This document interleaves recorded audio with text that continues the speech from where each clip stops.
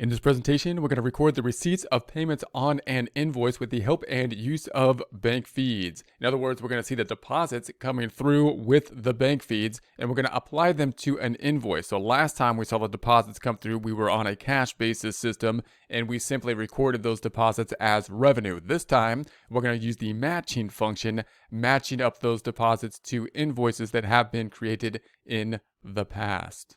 Let's account with Sage Business Cloud Accounting. Here we are in our Get Great Guitars course. Within the summary page within Sage, we're going to be opening up our reports by going to the reports dropdown, going on down to that balance sheet report, starting off, of course, with the balance sheet report. We're going to go back up top once opened and duplicate the tab by right-clicking on that tab and duplicating it. Then we're going to go back to the tab to the left, and we're going to do the same thing for the P&L, profit and loss, income statement, hovering over the reports till it opens up, and then we're going to go down to the P&L, profit and loss. Once opened, then we're going to go back up top and duplicate that tab. So I'm going to go back up top, mousing on over it and right-clicking on it, and then duplicating it.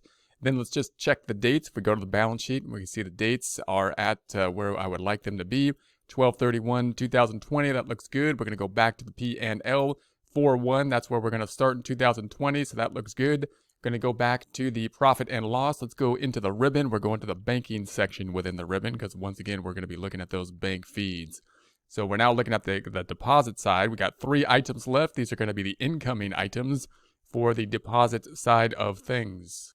Now, when we think of the deposits, we want to bounce back over to our flow chart just to consider the normal flow on the deposit side. So I'm going to go over to the QuickBooks desktop just to look at the flow chart. We're just considering the flow chart here on the customers. So when we think about the customers, if we have that type of industry, recall that it is this type of industry where it's like a service type of business, especially those that are going to be like e-service type of businesses where we get paid electronically, say by an AdSense or say by Amazon or something like that, then the cash basis system works perfectly because we could just get those payments through the bank feeds if we want and then record the expense at that or the deposit and the revenue at that point in time. And we even have the customer that we can point out typically through the bank feed. So that's a perfect system for more of a cash basis type system. However, if we need to invoice people, then we have a question of how are we going to work that into the system? Why do we need to invoice people?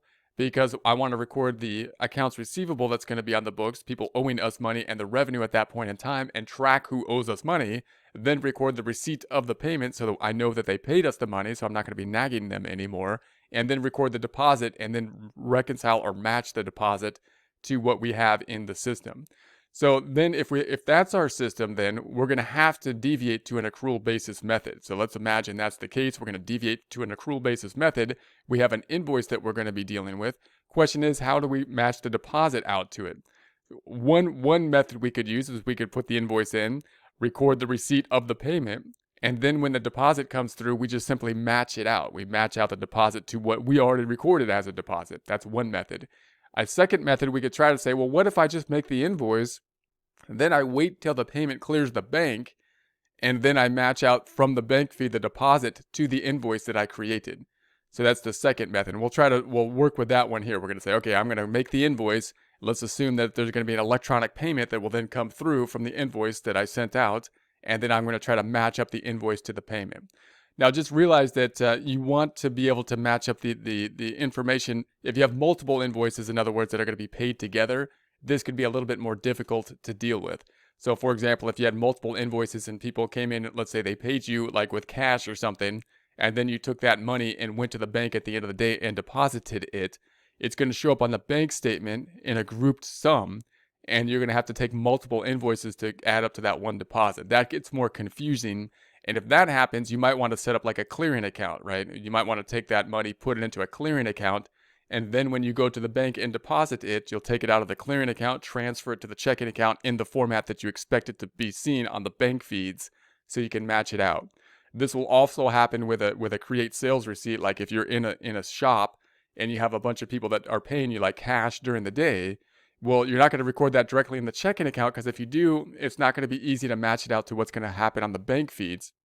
Because when you go deposit that into the bank, so what you're going to do is you're going to deposit it into the bank in one lump sum. That's how it's going to appear on the bank feeds. So typically, again, in that system, you'd probably want to put it into a clearing account and then make the deposit into the bank, into the checking account in the same format as you expect the bank feeds to come through in, so you can easily reconcile those two items. So it just depends, how difficult it's going to be to match up what's in the bank to what you put on the books when you have to deviate from basically a cash basis method. So in our case, we're gonna say we have a few invoices. We enter those invoices. We expect those invoices to basically clear the bank in the same format as the invoices, not have grouped invoices together that clear the bank. And therefore, it'll be easy for us to match up the invoice to the bank. Then next time, we'll talk about a situation where we have multiple invoices that we have to match up. And then we might talk about a situation with the sales receipts in a future presentation. So we'll start off with an invoice here. So what we're going to do is we're going to go back in time. We have the bank feed. We can see the bank feed now. We're going to go back in time and say, let's imagine we entered the invoice first, sent out the invoice, and then we imagine the payment is coming through the bank feed electronically, and we're going to have to match those two things out. All right, so I'm going to go back over here. And to do that, I'm going to right click on this tab up top. I'm going to make another tab where we can create an invoice. So I'm going to make another tab. Going to go to the accounting up top. So we're going to go into the accounting so we can get back into our summary page within Sage. Then I'll typically go to the sales item here because that's where the invoice information is. But you can also use this plus button up top to go to this information as well. But I'm going to then go to new invoice. We're going to go and create a new invoice here. And so we're going to put a customer. I'm just going to call it A or customer 1. We're going to add the customer. And then I'm going to put the date, and so I'm not going to put all the detail. I'm just going to put the required field, which is the name for the customer.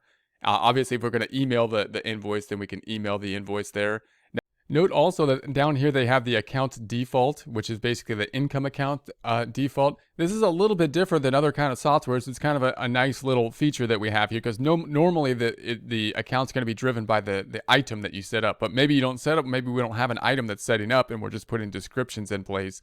So if I don't actually list an item, and I'll show you what an item is in a second, then it would go to this default account for the account. I'm going to make the default account the sales of materials here, which we're going to say is merchandise like goods.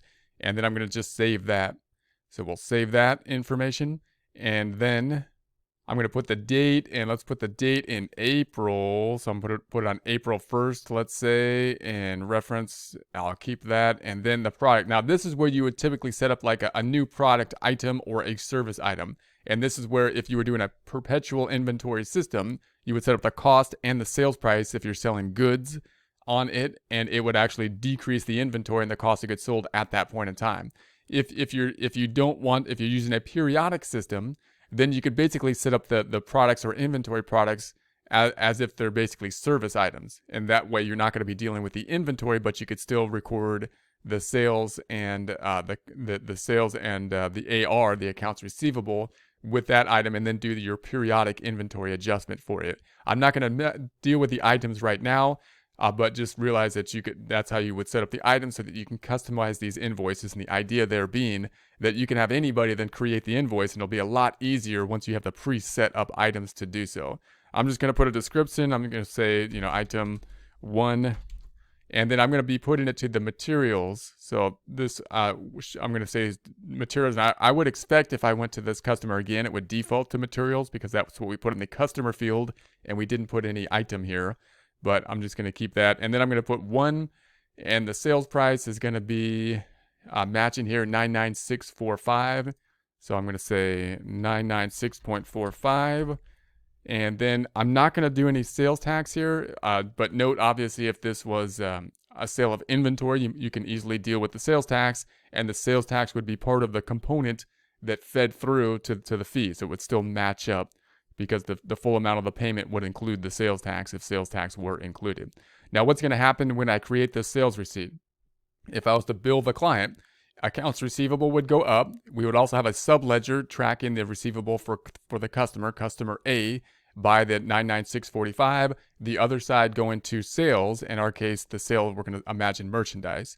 Now, if we were on a perpetual system, this form would also be decreasing the inventory. It would be increasing the cost of goods sold, right? And if we had sales tax, we'd also have sales tax payable that we would deal with. We're not going to be, Sage has the capacity to be on a perpetual system, but we're not going to be using that because we want to use our periodic system. So therefore, we're not dealing with the decrease in the inventory. We're going to do that manually at the end of the period, at the end of the week, month, day, however we deal with it. So let's go ahead and save that and see and check it out. So we'll save that. We'll go on, see if it gives me any like red things saying, hey, you messed up something or something like that. No, it gave me a nice green thing that says great. So that makes me feel happy. So I'm going to go back over here to the balance sheet and we're going to be calculating this now. And so now we have the accounts receivable went up of the 996.45. And then if we go on the income statement, we're going to see the other side. If we calculate this, there it is on the sales. So the sales happened. This is an accrual transaction because there's no cash affected. We recorded something with no cash affected. Then if I go back and think about the bank fees, we're now taking a look at this deposit.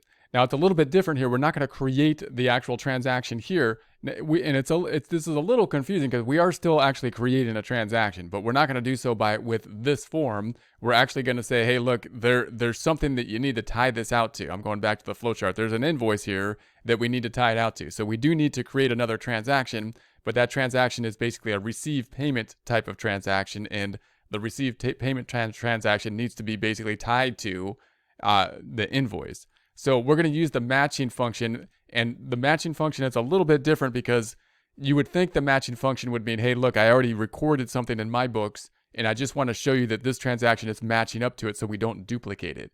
But in this case, that's not quite the case. We haven't recorded this transaction in our books, but we have the invoice, the prior thing in the flow, the prior form within the flow is in the books, and we need to make sure that the transaction that we record ties out to that invoice so it reflects the invoice as having been paid.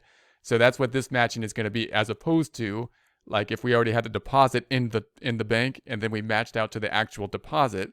In that case, we wouldn't be making any new transaction. We would just say, look, the transaction's already there. Just don't duplicate the transaction. It's already there. In this case, we're going to be making a new transaction, but we're still going to be using match because we're tying the new transaction that we're making to the prior transaction we made with the sales receipt. So we're going to be matching this out to this item, the sales receipt. Note the only thing we really have to go on here to match it out is the amount. Usually that's enough, but if you have to match multiple invoices, it could be a little confusing to do that. So just note there is that. Let's say match. What's going to happen when we match it? It's going to be increasing the cash with the deposit, and the other side is going to be decreasing the accounts receivable. The accounts receivable going back down to 0. I'm going to say here instead of it's going to be electronic. Keep it electronic and then match. Let's go ahead and see what happens. Going back over to the balance sheet. Now, before I hit calculate, we're gonna think that what should happen after I calculate this is this accounts receivable should be disappearing now because we've matched it out. We're going to record a transaction decreasing the receivable, increasing the checking account. Let's check it out. Let's go ahead and calculate. See what happens. Magic happened. Magic happened. The accounts receivable disappears, and the other side going into the checking account. So although we use the match feature, a transaction was recorded. However, it's going to be like the receive payment type of transaction, which is matching to the invoice that we created last time. If we go to the P&L, nothing new has happened here. We already had the income which was recorded when we made the invoice on an accrual basis, now matching that invoice to the payment, which was a transaction recorded purely on the balance sheet, two sides being the checking account going up, the accounts receivable going down at that point in time. So next time we'll talk about a situation, what if we have two invoices that we deposited for whatever reason into one deposit that cleared the bank, and we'll have a bit more complex of a transaction for that one. But that's going to be it for now. Let's get out of here.